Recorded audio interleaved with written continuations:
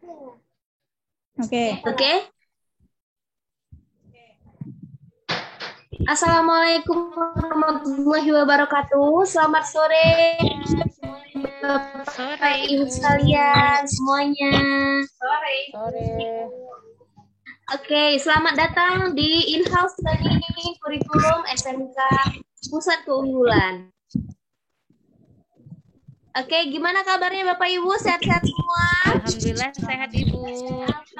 Alhamdulillah, saya yakin pasti sehat dan semangat ya.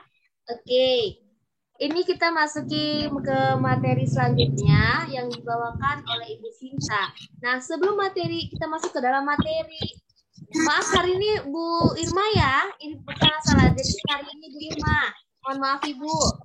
Oke, jadi sebelum kita masuk ke materi, kita akan berdoa untuk mendapat keberkahan supaya IHT ini berjalan dengan lancar ya. Ilmunya dapat, berkahnya dapat. Kepada Ibu Sinta boleh dibantu doanya Ibu Sinta? Ya, terima kasih Ibu-ibu guru hebat. Sebelum kita mulai IHT ini, baiklah kita berdoa menurut agama dan kepercayaan kita masing-masing supaya IHT kita berjalan dengan lancar. Berdoa dimulai.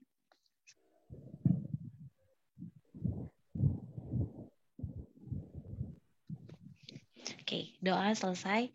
Terima kasih Ibu. Saya kembalikan lagi kepada Ibu moderator. Oke, baik. Terima kasih Ibu atas kesediaannya. Selanjutnya kita untuk bersama waktu, kita langsung aja ya kepada materi, kepada Ibu Irma. Sudah siap Ibu Irma? Kita mulai ya. Oke, silakan Ibu Irma. Waktu dan proses, silakan. Assalamualaikum warahmatullahi wabarakatuh. Waalaikumsalam warahmatullahi wabarakatuh. Ya, selamat pagi guru hebat. Sebelum saya memulai materi, saya mau ice breaking dulu ya, agar nggak tegang kali nantinya dalam materi. Nah, jadi aba-abanya seperti ini. Saya sebutkan SMK, Ibu bilang bisa. Ketika saya sebutkan SMK untuk kedua kalinya, Ibu bilang hebat. Ketika saya sebutkan SMK lagi, maka ibu-ibu bilang merdeka. Maka ada 3 kata, bisa, hebat, merdeka. Bisa kita mulai, Bu? Bisa Ibu. SMK. Bisa. SMK. Hebat. SMK. Hebat. Merdeka. Ya, Bu, kurang kompak. Sekali lagi kurang kompak. Mulai. Iya, Bu, ini agak sinyalnya hilang. Bisa. Bisa. Hebat. Hebat. Hebat. Merdeka. Merdeka. Merdeka. Merdeka. Terima kasih untuk semangatnya Ibu-ibu. Langsung saja kita Bu. Adapun materi kita hari ini adalah pendidikan yang memerdekakan. Oke, langsung saja buka slide-nya, slide selanjutnya.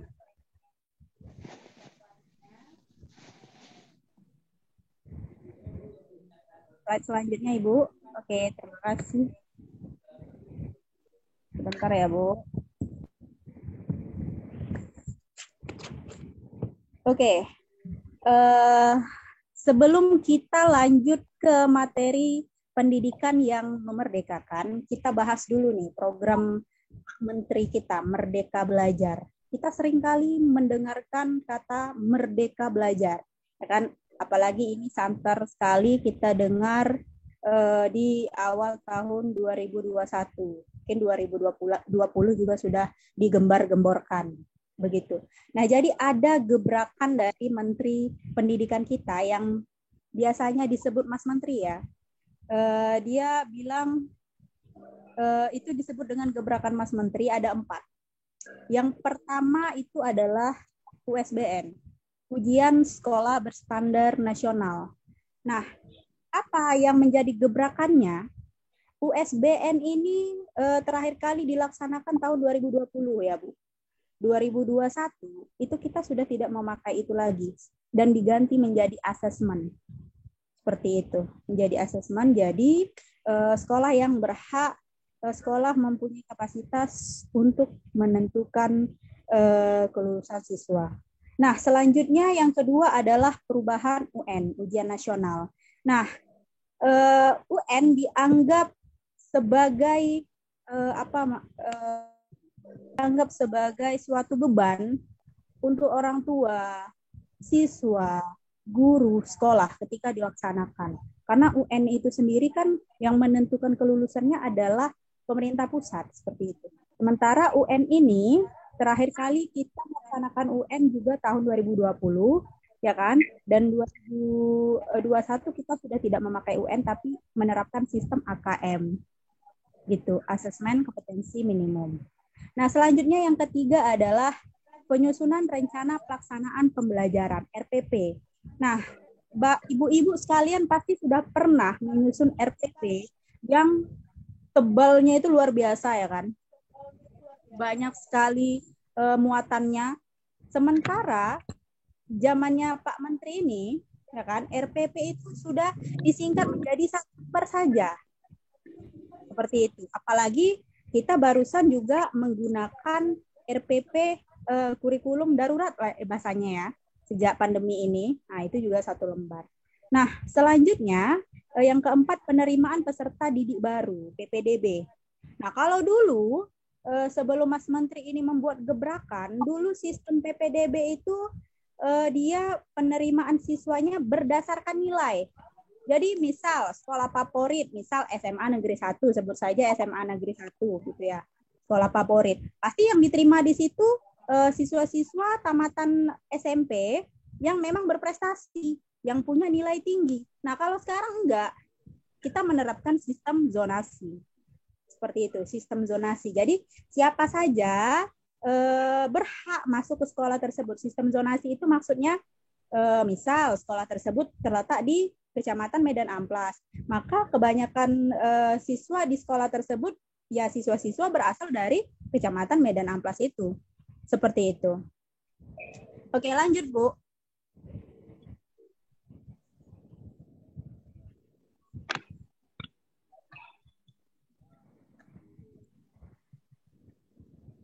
Lanjut, Bu.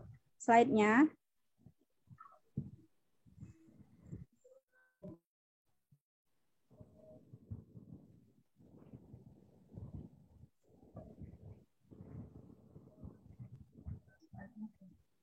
Oke, maaf ya, Bu. Sudah kelihatan belum, Bu? Jaringan. Oke, sudah kelihatan, Ibu.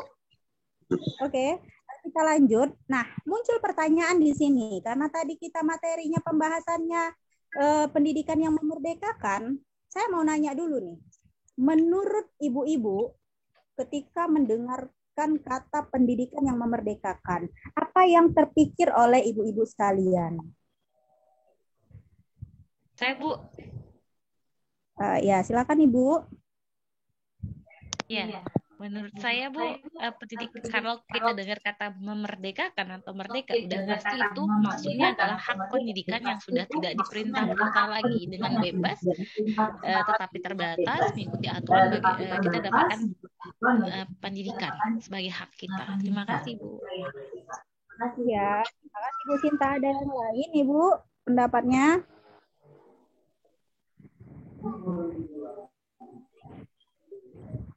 Oke, tidak ada. Kita lanjut.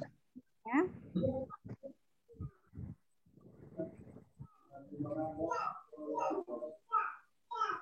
Oke. Nah, jadi apa yang dikatakan Ibu Sinta tadi benar, bahwasanya pendidikan yang memerdekakan itu adalah pendidikan yang bebas, tapi tetap ada koridor yang membatasi, ya kan, Bu? Tetap ada aturan main kita gitu. Seperti itu. Jadi pendidikan yang memerdekakan itu yang seperti apa sebenarnya? Nah, yang pertama, pendidikan itu harus menghargai keunikan. Gitu. Jadi kita nggak lagi nih membatasi jangan mentang-mentang siswa tersebut misal ada kekurangan apa ya bahasanya ya, kekurangan fisik atau apa, kita bisa ini. Dan selanjutnya misal kalau siswa tersebut hanya ada siswa yang memang sukanya bermain. Tapi kalau kata Ki Hajar Dewantara kan itu memang sudah menjadi kodratnya anak-anak tersebut bermain itu ya kan.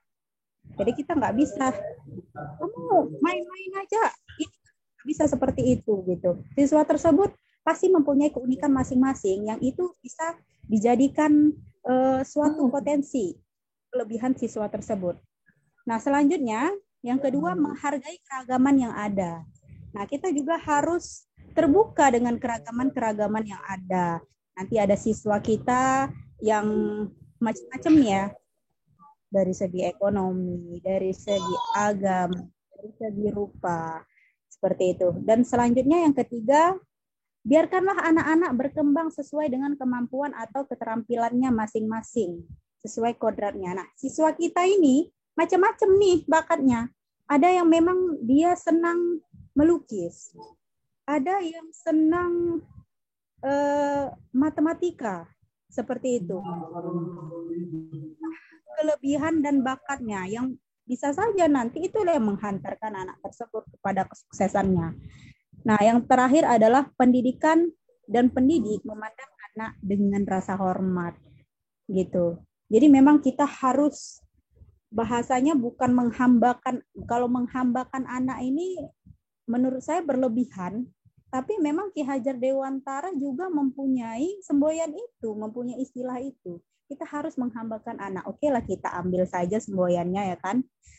Karena memang anak-anak inilah yang yang kita kedepankan dalam pendidikan tersebut.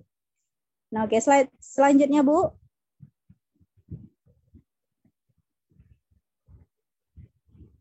Oke. Nah, jadi pendidikan kita hari ini adalah terinspirasi dari Bapak Pendidikan kita. Bapak Pendidikan Nasional yaitu Ki Hajar Dewantara. Nah, itu ada gambar Ki Hajar Dewantara, mana tahu nggak pernah lihat, saya juga nggak pernah lihat langsung, cuma lihat gambar ya. Sama-sama kita hanya bisa melihat gambarnya. Jadi ada istilah dari beliau bilang gini, pendidikan merdeka itu berdaya upaya dengan sengaja untuk memajukan hidup, tumbuhnya budi pekerti atau rasa pikiran, roh, dan badan anak dengan jalan pengajaran, teladan, dan pembiasaan. Jangan disertai perintah dan paksaan. Kita nggak boleh paksa anak, Bu. Kamu harus suka pelajaran ini. Nggak bisa seperti itu sekarang. Misal hari ini di zaman pandemi ini kita menerapkan sistem pembelajaran daring, kita juga nggak bisa paksakan anak itu harus punya gadget, nggak bisa. Makanya sekolah kita ada atau memfasilitasi seperti komputer, juga memfasilitasi tablet ya Bu untuk anak-anak kita ini belajar. Seperti itu. Pokoknya tidak boleh dipaksakan segala sesuatunya, tapi kita juga wajib mengarahkan kepada arah yang benar. Seperti itu ya Bu. Nah, di sini Ki Hajar Dewantara juga mengedepankan yang namanya budi pekerti. Ya, budi pekerti itu penting sekali dimiliki oleh peserta didik kita. Karena dengan dia berbudi pekerti yang baik, maka dengan mudahlah dia nantinya menjalani kehidupan. Seperti itu, Bu.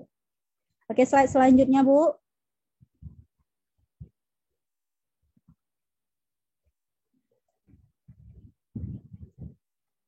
Oke, nah di sini Ki Hajar Dewantara juga menjelaskan mengenai tujuan pendidikan ya. Dia bilang menuntut segala kodrat yang ada pada anak-anak agar mereka dapat mencapai keselamatan dan kebahagiaan yang setinggi-tingginya, baik sebagai manusia maupun sebagai anggota masyarakat. Gitu dia. Nah, jadi budi pekerti itu tadi juga ada hubungannya. Untuk apa berbudi pekerti kan seperti itu ya, untuk mencapai keselamatan dan kebahagiaan seperti itu, agar dia berguna bermanfaat sebagai manusia dan anggota masyarakat juga. Oke, slide selanjutnya Bu.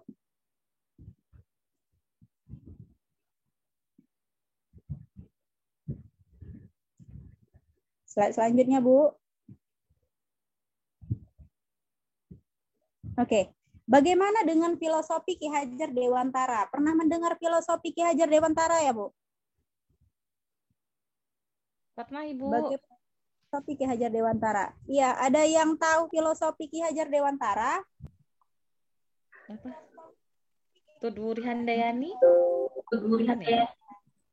Ingarso Santulodo. Itu Ibu Ingarsa Sungkulada, Ingmadia Mangunkasa. Iya. Oke. Iya, Bu, benar sekali. Ingarso Sentulodo Ingmadia Karso. Itu ada lagunya ya kan, Bu? Kalau anak pramuka biasanya tahu itu, mantan-mantan anak pramuka ya kan. Di akhirnya ada bahasa Ingarso Sentulodo Ingmadio Mangun Karso Tuduri Handayani. Gitu ya, kira-kira begitulah nadanya. Begitu yang pernah saya dengar. Nah, jadi ada semboyan Ki Hajar Dewantara, Ingarso Suntulodo, Ingmadio Mangun Karso Tuduri Handayani, yang dimana artinya Ingarso Suntulodo sendiri berarti memberikan teladan kepada peserta didik ketika berada di depan. Nah, di depan sebagai teladan. Nah, kita di sini guru dituntut untuk menjadi suri tauladan. Artinya kita juga harus bersikap baik. Ini nanti ada hubungannya dengan penerapan PPPK, Profil Pelajar Pancasila, nanti akan kita bahas.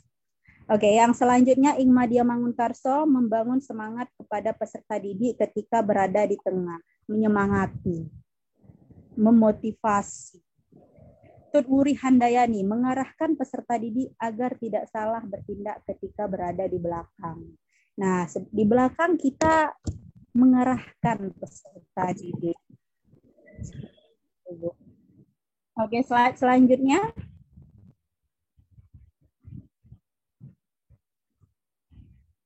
Nah, muncul pertanyaan, apakah pembelajaran di sekolah kita hari ini sudah merdeka? Kan kita udah mengajar nih beberapa tahun ya kan. Sudah melihat kondisi sekolah, sudah melihat kondisi siswa, sudah melihat kondisi guru. Menurut ibu-ibu, apakah pembelajaran di sekolah kita hari ini sudah merdeka atau belum? Sedikit ke arah merdeka ya. menuju ke arah merdeka, Bu. Karena sudah saya Ibu ya, saya jawab Ibu ya. Ya, silakan Ibu. Ya, karena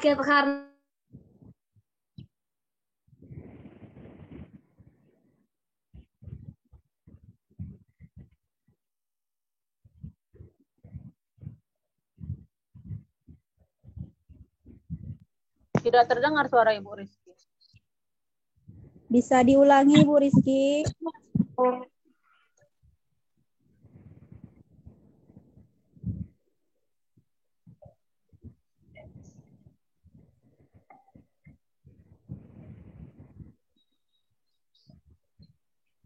Mohon maaf, suara Ibu Rizky-nya masih belum terdengar ya. Ya, suara Ibu Rizky putus ini. Tidak tersambung. Tidak tersambung. Oke, kita ganti. Siapa lagi yang bisa menjelaskan apakah pembelajaran mungkin mereka yang bisa memberi tanggapan?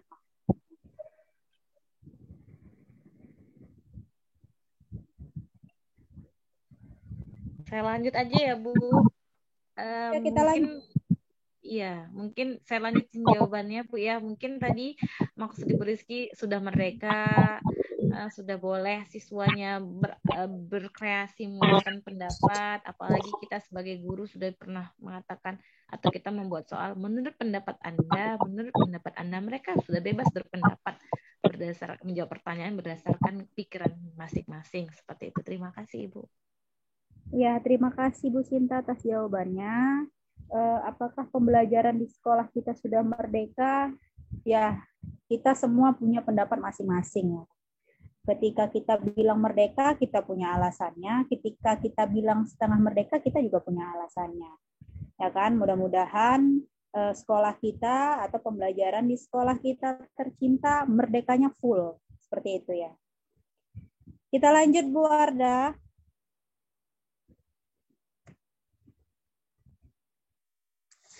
Oke. Nah, jadi merdeka belajar itu setiap lembaga pendidikan, yaitu sekolah, pendidik dan peserta didiknya mempunyai kebebasan dalam berinovasi dan bertindak dalam proses belajar. Nah, kalau begitu definisinya, sekolah kita hari ini juga mempunyai kebebasan untuk berinovasi, ya kan? Siswa kita juga mempunyai kebebasan untuk berkreativitas gitu. Jadi merdeka belajar itu sudah di depan mata sebenarnya. Begitu dia. Kita lanjut, Bu.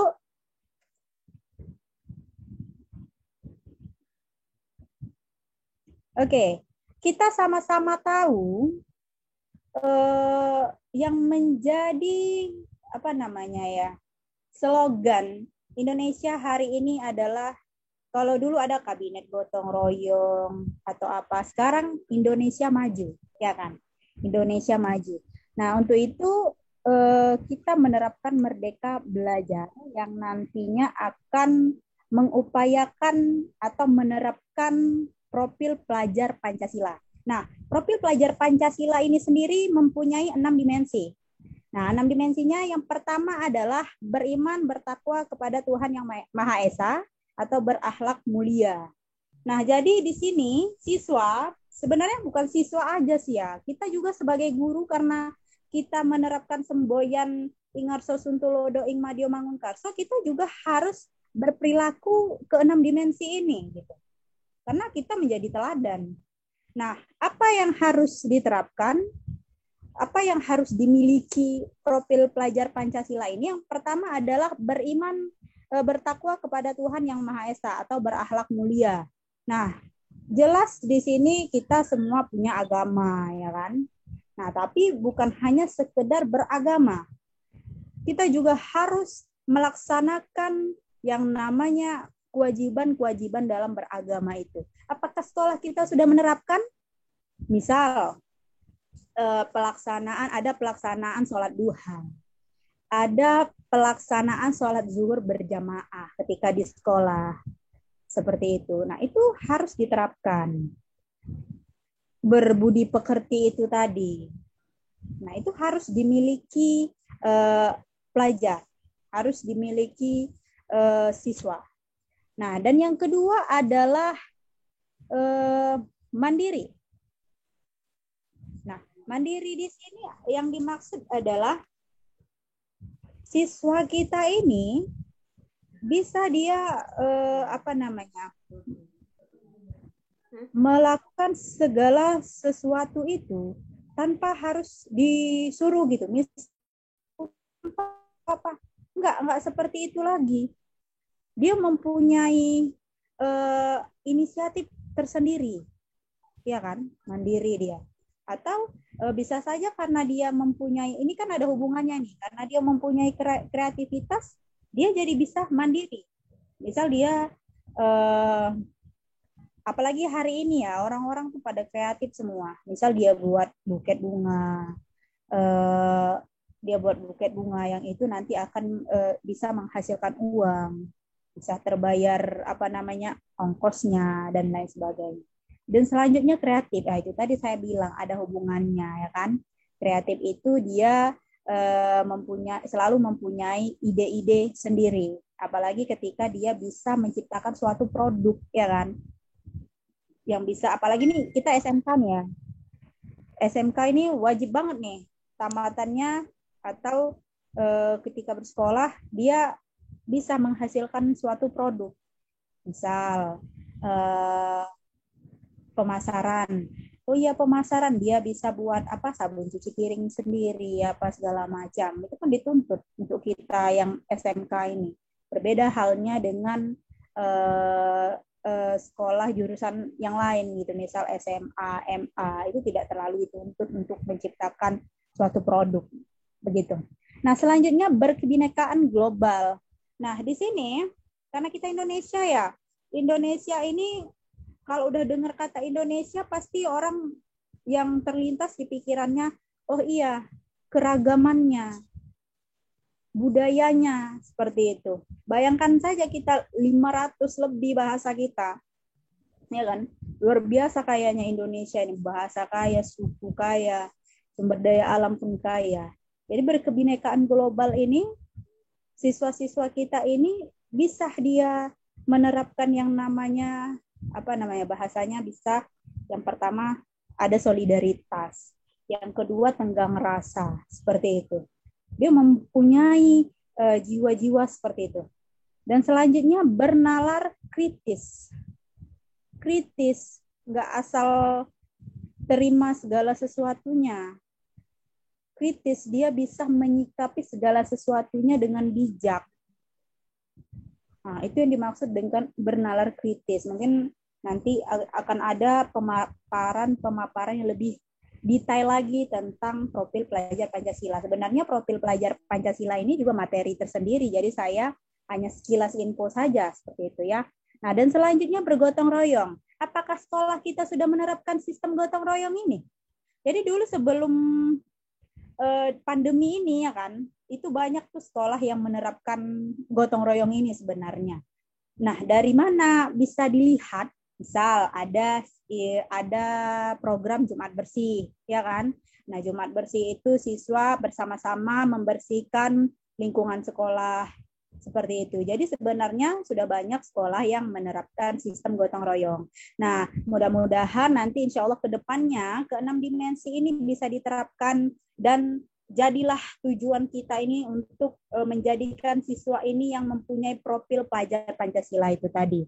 Nah, jadi tujuan utama Merdeka Belajar adalah pelajar Indonesia merupakan pelajar sepanjang hayat yang memiliki kompetensi global dan berperilaku sesuai dengan nilai-nilai Pancasila.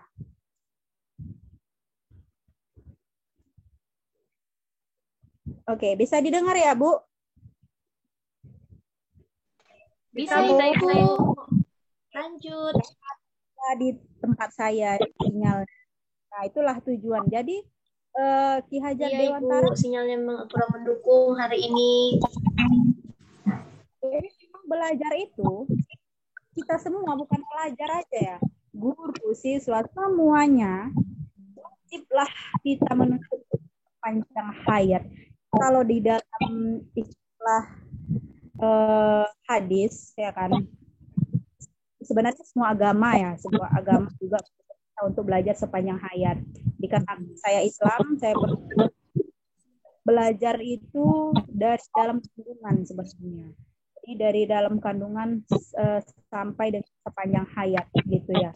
Jadi ketika hamil ya kan, ketika di dalam kandungan sebenarnya ibu kita atau seorang ibu itu sudah sebaiknya mengajarkan anak-anaknya atau sambil membaca surah di Al-Quran atau sambil bersolawat, itu kan juga sudah termasuk pendidikan dari dalam kandungan. Seperti itu dia. Oke, selanjutnya Bu. Oke, terima kasih kepada Ibu Irma, materinya sangat luar biasa, penjelasannya juga lengkap jelas. Terima kasih banyak ya Ibu Irma. Oke, ice breaking sudah dilakukan. Semoga semua materi yang diberikan oleh Irma ya dapat kita serap, dapat kita aplikasikan. Oke. Nah, jadi selanjutnya untuk bersingkat waktu dan supaya karena di awal sudah kita awali dengan doa dan supaya kita mendapatkan keberkahannya, doa juga dilanjutkan ditutup oleh Ibu Sinta. Kepada Ibu Sinta kami persilahkan. Iya, terima kasih Ibu. Alhamdulillah ya kita sudah selesai mendengarkan materi dari Ibu Irma. Luar biasa sekali materinya tentang bagaimana kita merdeka dalam belajar. Nah, mudah-mudahan apa yang disampaikan Ibu Irma jadi ilmu yang baru buat kita, dan agar ilmu tersebut menjadi berkah bagi kita, maka kita berdoa menurut agama dan kepercayaan masing-masing. Untuk itu berdoa kita mulai.